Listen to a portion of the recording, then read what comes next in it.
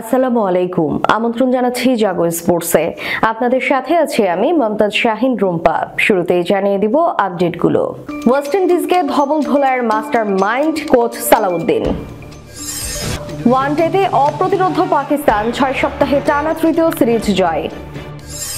স্থায়ীভাবে ভারত ছাড়ছেন কোহলি আনুশকা। মুখ খুললেন জাকের, কি হয়েছিল ড্রেসিং রুমে। শুনছিলেন শিরোনাম, এবারে বিস্তারিত। ওয়েস্ট ইন্ডিজকে ধবল ধোলার মাস্টার মাইন্ড কোচ সালাউদ্দিন। মাঠে খেলছেন ক্রিকেটাররা, ব্যাট ও বলে সাফল্য বয়ে আনছেন তারাই। পিছিয়ে পড়েও ওয়েস্ট ইন্ডিজের বিপক্ষে টেস্ট সিরিজ ড্র করা, ওয়ানডে সিরিজে হোয়াইট ওয়াশ হলেও টি-20 সিরিজে পাল্টা ক্যারিবীয়দের ধবল ধোলাই করেছে টাইগাররা। সব মিলে মোটামুটি সফল এক মিশন হলো শেষ টিম বাংলাদেশের। এজন্য টাইগাররা কৃতিত্ব দাবি করতেই পারেন, যে কারণে এখন ভক্ত সমর্থকদের প্রশংসায় ভাসছেন ক্রিকেটাররা।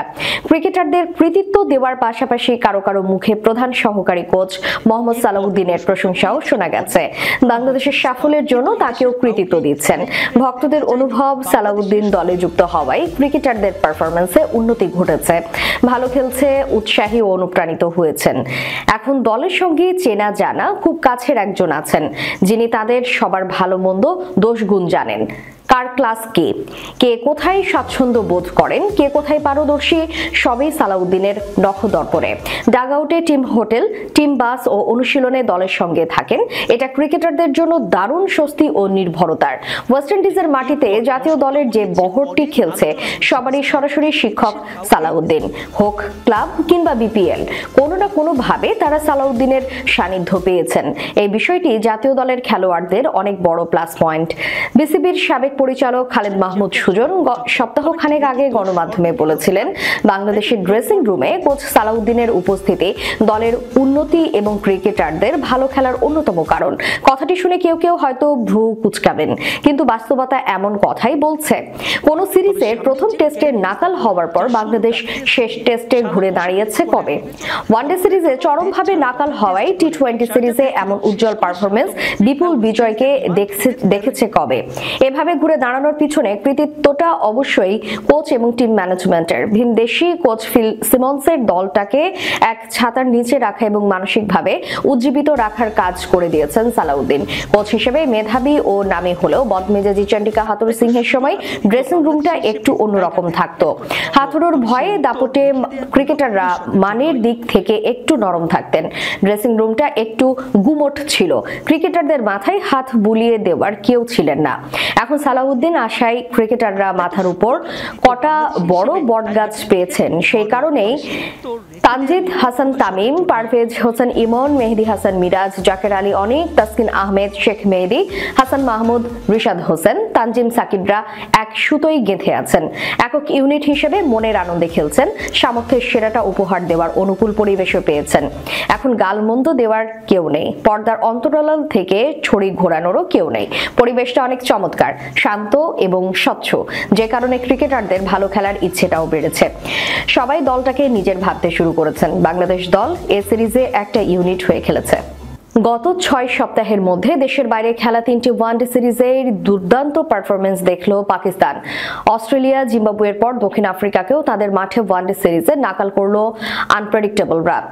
কেপটাউনে বৃহস্পতিবার দক্ষিণ আফ্রিকাকে 81 রানে হারিয়ে এক ম্যাচ হাতে রেখে ওয়ানডে সিরিজ নিশ্চিত করেছে পাকিস্তান, যা টানা তৃতীয় ওয়ানডে সিরিজ এবং সব মিলিয়ে পাকিস্তানের টানা 5ম সিরিজ জয়। মোহাম্মদ রিজওয়ান, বাবর আজম আর কামরান গুলামের হাফ সেঞ্চুরিতে ভর করে 329 রানের বড় সংগ্রহ দাঁড় করিয়েছিল পাকিস্তান। জবাবে হেনরি ক্লাসেনের 74 বলে 97 রানের ঝড়ের পরও জিততে পারেনি প্রোটিয়ারা।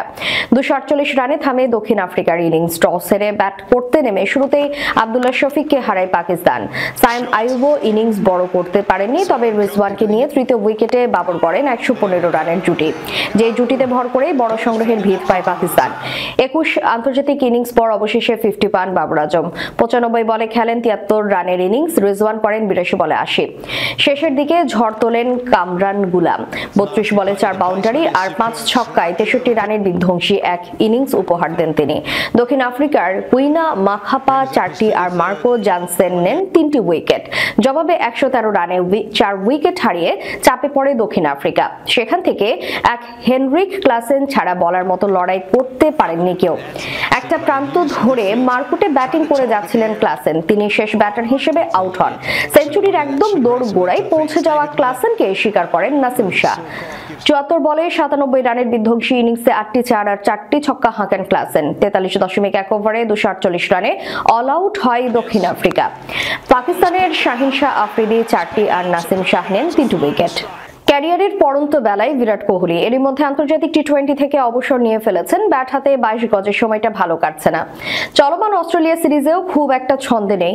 এরই মধ্যে গুঞ্জন উঠেছে সপরিবারে ভারতের বাইরে স্থায়ী হচ্ছেন কোহলি। দেশটির গণমাধ্যমের প্রতিবেদন বলছে ভারতের পাট চুকিয়ে এবার পাকাপাকিভাবে যুক্তরাজ্যে চলে যাবার পরিকল্পনা করছেন বিরাট কোহলি। তারকা ক্রিকেটারের ভবিষ্যৎ পরিকল্পনা নিয়ে চমকপ্রদ তথ্য প্রকাশ্যে আনলেন তার ছোটবেলার কোচ রাজকুমার শর্মা। এক সাক্ষাৎকারে তিনি বলেন, খুব তাড়াতাড়ি ভারত থেকে পাততাড়ি গোটাতে চলেছেন বিরাট কোহলিরা। ছেলে অকাই জন্মানোর পর থেকে ভারতের বাইরে অধিকাংশ সময় কাটান আনুশকা শর্মা। খেলায় বিরতি থাকলে লন্ডনে চলে যান কোহলিও। ইতোমধ্যে জন্মসূত্রে ইংল্যান্ডের নাগরিকত্ব পেয়ে গিয়েছেন বিরাট পুত্র। লন্ডনে একাধিকবার দেখাও গেছে বিরুষ্কা জুটিকে। মাঝে মাঝে সন্তানদের নিয়ে লন্ডনের রাস্তায় ঘুরে বেড়ান তারা। ইংল্যান্ডের স্করের মন্দিরে বিরাট এবং অনুষ্কাকে কীর্তন শুনতেও দেখা যায়। তখন থেকেই জল্পনা ছড়াতে থাকে তারা নাকি আর এদেশে ফিরবেন না। বাক্স প্যাট্রা গুছিয়ে একেবারে নাকি বিদেশেই থাকবেন, সেই রটনায় সিলমোহর দিয়ে দিলেন বিরাট কোহলির শৈশবের কোচ। সর্বভারতীয় সংবাদপত্র দৈনিক জাগরণকে দেওয়া একটি সাক্ষাৎকারে রাজকুমার শর্মা বলেন, কোহলি তার স্ত্রী তার সন্তানদের নিয়ে লন্ডনে চলে যাওয়ার কথা ভাবছে, খুব তাড়াতাড়ি ওখানে গিয়ে সংসার পাতাবে।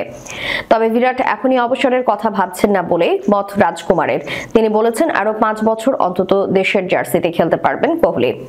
আর্নেস ভ্যাল স্টেডিয়ামে 3 ম্যাচ টি20 সিরিজের শেষটিতে মুখোমুখি হয় বাংলাদেশ এবং ওয়েস্ট ইন্ডিজ। শুরুতে ব্যাট করতে নেমে 7 উইকেট হারিয়ে 189 রান করে বাংলাদেশ। 190 রানের লক্ষ্য তারা করতে নেমে শুরুতেই হোঁচট খায় ওয়েস্ট ইন্ডিজ। শেষ পর্যন্ত 109 রানে থামে স্বাগতিকদের ইনিংস। আর তাতেই 80 রানের জয় নিয়ে টি20তে ওয়েস্ট ইন্ডিজকে হোয়াইট ওয়াশ করে ইতিহাস গড়ে টাইগাররা। এই ম্যাচে ব্যাট হাতে আগুন ছড়িয়েছেন জাকির আলী। 41 বলে 72 রানের ইনিংস খেলেছেন তিনি, অথচ 16 বলে 17 রানেই থেমে গিয়েছিল জাকির আলী অনেকের ইনিংস। রান আউট নাটকীয়তার পর আবারও মাঠে আসেন তিনি। প্রথম 2 ম্যাচ জিতে আগেই টি20 সিরিজ জিতে নেওয়া বাংলাদেশের সামনে ছিল হোয়াইট ওয়াশের মিশন। আগে ব্যাট করতে নেমে ভালো শুরুর পর হোঁচট খায় বাংলাদেশ। পরিস্থিতি সামাল দিতে তখন ক্রিজে জাকির এবং শামীম। ম্যাচের 15তম ওভারে ভুল বুঝাবুঝিতে দুজন চলে যান এক প্রান্তে, সহজ রান আউট। 2 ব্যাটার এক প্রান্তে থাকায় কে আউট হয়েছেন তা নিয়ে দ্বিধা ছিল। আম্পায়াররা জাকিরকে শুরুতে আউট দিলে তিনি হতাশায় নিজের উপর রাগ ঝাড়তে থাকেন। ড্রেসিং রুমে ফিরে ছুঁড়ে মারেন ব্যাট। কিন্তু খানিক পর আচমকা দেখতে পান চতুর্থ আম্পায়ার গ্রেগরি ব্রাথওয়েটকে। তিনি জানেন আসলে জাকির নন, আউট হয়েছেন শামীম হোসেন পাটোয়ারি। নাটকীয়ভাবে আবার ক্রিজে গিয়ে 25 বলে 55 রান তোলেন ব্যাটার। তার 41 বলে 72 রানের ইনিংসে ভর করে বাংলাদেশের বড় পুঁজি পায়। ম্যাচ সেরা হয়ে জাকির জানান তার কারণে 2 ব্যাটার রান আউট হওয়ায় পুষিয়ে দেওয়ার জেদ কাজ করেছে তার ভেতর। তার ভাষ্য, ওটা ছিল ভয়ঙ্কর ভুল বুঝাবুঝি। ড্রেসিং রুমে ফিরে হতাশায় আমি ব্যাট ছুঁড়ে ফেলি। হঠাৎ দেখি চতুর্থ আম্পায়ার আমাকে ডাকছেন। এরপর আমার জন্য আরেকটা রান আউট হলো। আমি তখন নিজে থেকে জেদ অনুভব করি সৃষ্টিকর্তাকে কৃতজ্ঞতা ভালো খেলতে সাহায্য করার জন্য। আমি শামীম ও শেখ মেহেদীর রানগুলো করতে পেরেছি। সেন্ট ভিনসেন্টের উইকেটে স্পিনারদের সহায়তা পেতে দেখা গেছে সব ম্যাচে। তবে এদিন উইকেট আগের থেকে ভালো দেখায় বড় রানের চিন্তা ছিল জাকিরের। বাকি 2 ম্যাচের চেয়ে জাকিরের উইকেট তুলনামূলক ভালো ছিল। আমি ক্রিজে গিয়ে সময় নিতে চেয়েছি। আমি নিজেকে জানি যদি টিকে থাকতে পারি রান করতে পারবো, এ বিশ্বাস ছিল। এবার ওয়েস্ট ইন্ডিজ সফরে 3 ফরম্যাটে আলো ছড়িয়েছেন জাকির। 51.12 গড়ে 409 রান এসেছে তার ব্যাটে। এই নিয়ে তিনি বলেছেন, সৃষ্টিকর্তাকে ধন্যবাদ, আমার জন্য অসাধারণ সিরিজ। আসলে এটা মানসিকতার ব্যাপার।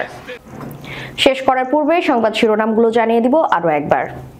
ওয়েস্ট ইন্ডিজকে ধবল ধোলার মাস্টার মাইন্ড কোচ সালাউদ্দিন। ওয়ানডেতে অপ্রতিরোধ্য পাকিস্তান 6 সপ্তাহে টানা 3য় সিরিজ জয়। স্থায়ীভাবে ভারত ছাড়ছেন কোহলি আনুশকা। মুখ খুললেন জাকির, কি হয়েছিল ড্রেসিং রুমে। এতক্ষণ আমাদের সাথে থাকার জন্য ধন্যবাদ। আল্লাহ হাফেজ।